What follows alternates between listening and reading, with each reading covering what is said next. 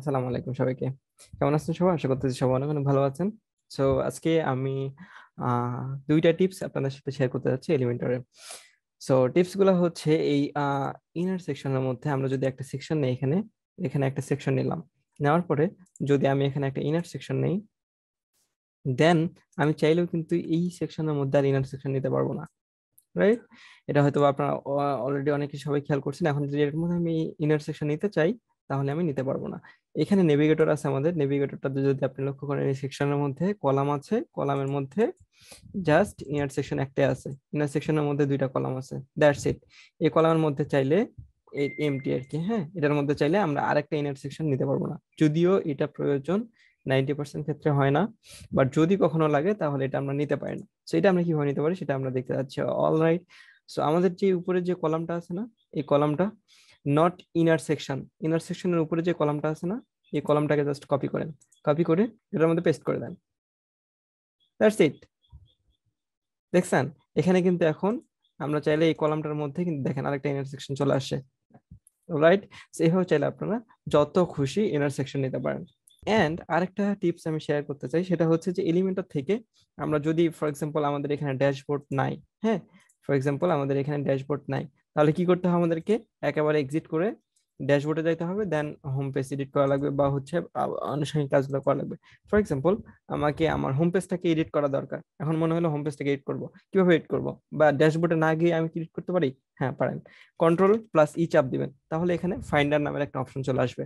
কন্ট্রোল+ই আমি স্ক্রিনেও দিয়ে দেবো, কন্ট্রোল+ই চাপ দিতে হবে, দেন এখানে একটা ফাইন্ডার চলে আসবে, দেন এখানে আপনি টাইপ করেন হোম।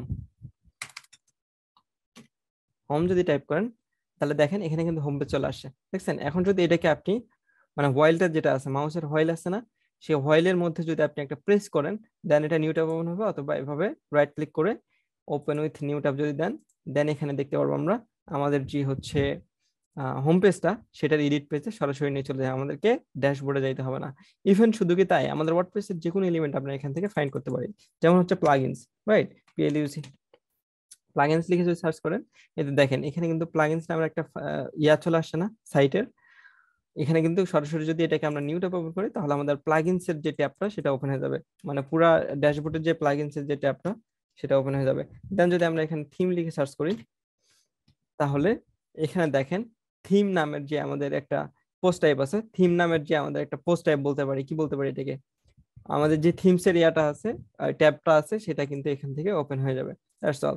এন্ড এখানে চাইলে আপনারা অ্যাডও করতে পারেন, অ্যাড যদি লিখে সার্চ করেন, তাহলে add new template, add new section, add new post, add new page, add new landing page, এগুলো কোথা থেকে আসতেছে বলেন তো? ল্যান্ডিং পেজ, টেমপ্লেট, এগুলো কিন্তু এলিমেন্টর থেকে আসতেছে। আমাদের পোস্ট পেজ, এগুলো আমাদের ওয়ার্ডপ্রেসের বাই ডিফল্ট থাকে, সেখান থেকে কিন্তু সরাসরি এভাবে রাইট ক্লিক করে এই পোস্ট বা পেজ বা অ্যাড করে নিতে পারবেন, বা এভাবে সার্চ করে যে কোনো পেজ সরাসরি এডিট করে ফেলতে পারেন। হ্যাঁ, for example service page, service লিখে যদি সার্চ করি, দেন আমাদের এখানে দেখেন হোম অ্যাবাউট সার্ভিস পেজ, এগুলো কিন্তু এর পাশে লেখাও আছে যেগুলো পেজ নাকি হচ্ছে কি। হ্যাঁ, সেই পেজটাকে যদি আমি এভাবে ওপেন করি, তাহলে এখানে আমার যেমন দেখেন এই হোম পেজটা আমি একটা টেমপ্লেট ইনপুট করে রাখছিলাম, এখানে যেরকম এই আমাদের পুরো এডিট পেজটা ওপেন হয়ে গেছে এলিমেন্টরের মাধ্যমে। So that's all for today, thank you so much.